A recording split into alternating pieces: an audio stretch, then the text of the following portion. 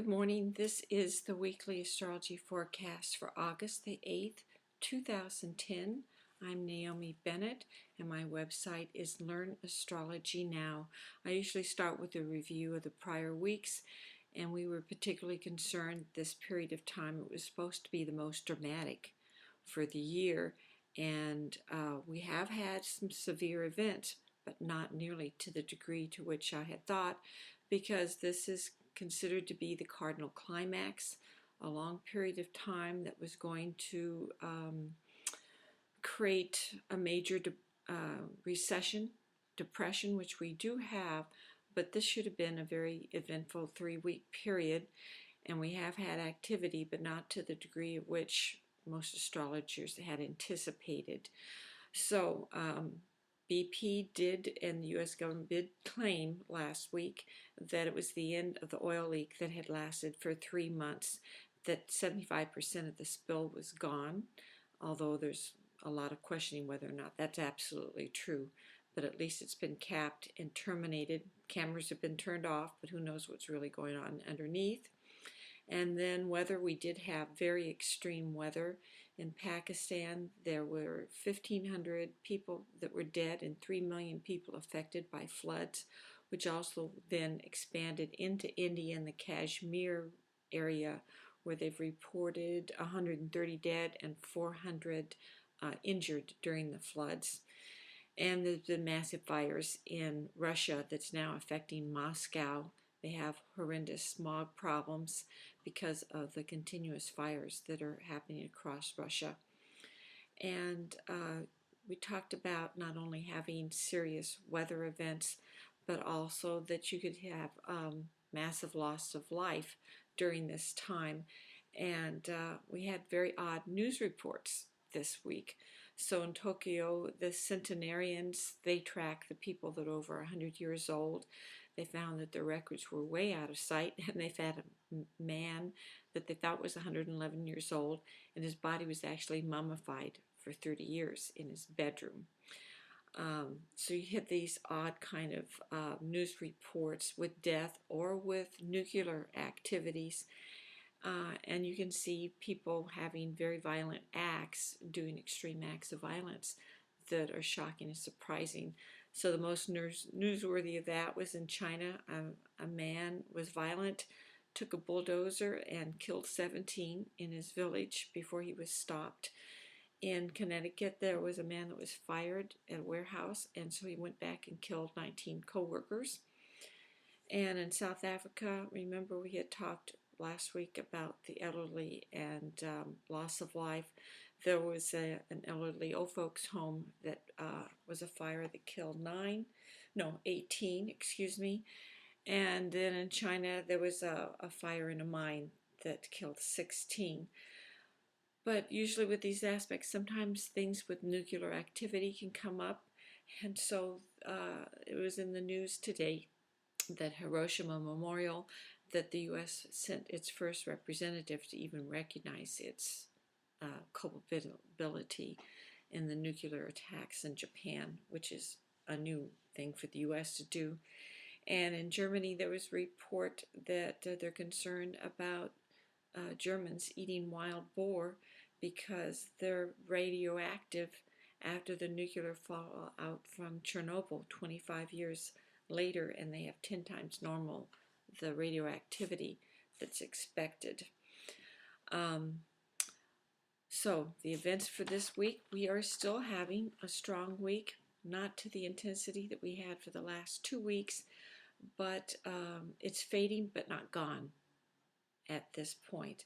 So we're anticipating that there's a new moon on Monday, that it should still be good for currency and banking during that time, but we're still looking at higher levels of activity than expected because Mars is still in position to these heavy planets of Saturn, Uranus opposition, Jupiter, and then square Pluto. But now it's coming to an aspect with the lunar nodes. So it hasn't totally faded and gone away. So we could still possibly have some surprising events.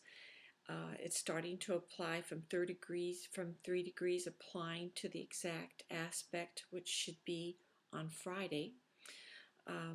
So we could still see a lot of news activities, some still extreme weather, but I think most of that will be fading toward the end of the week. I've been totally wrong about the stock market. We all thought, as financial astrologers, that there would be a crash during this time, and the market has been fairly stable, a little rocky, but not any of the flash crashes or the dramatic events that we thought. But there's still a possibility there could be enough news activities this week, but surprisingly, it has been relatively unaffected. So now I'm trying to be much more cautious about my predictions on that. I would say after this week, if you wanted to do more investment in the stock market, then you're more likely to see those being safely achieved after this week. But there's still a possibility that this Friday and Saturday that we could still have some major events before we really calm down into a more calm level of activity than we've seen recently.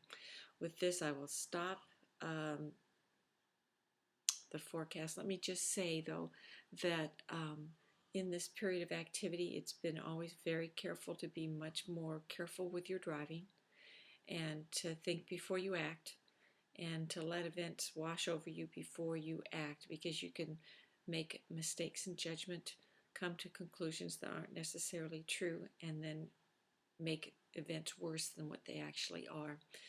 So it's always best to breathe deep, count to 10, and then decide what you should do. So hopefully we will have much better aspects for next week, and I will stop this video and we'll go on to the chart to explain the dynamics of the chart for the week before we conclude the video. Thanks.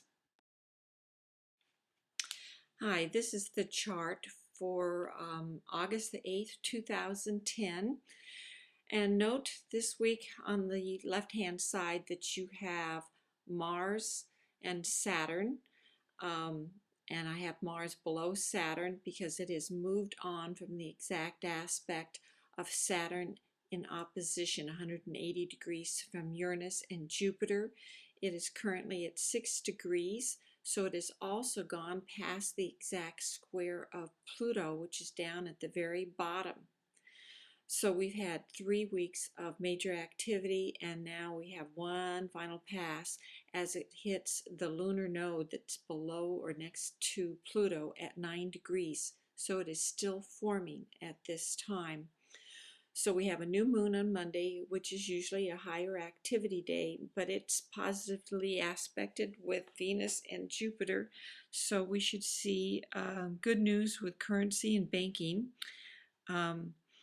But we are questioning whether or not there will be more surprise activity or any kind of instability of the market this week as it comes to exactly on Friday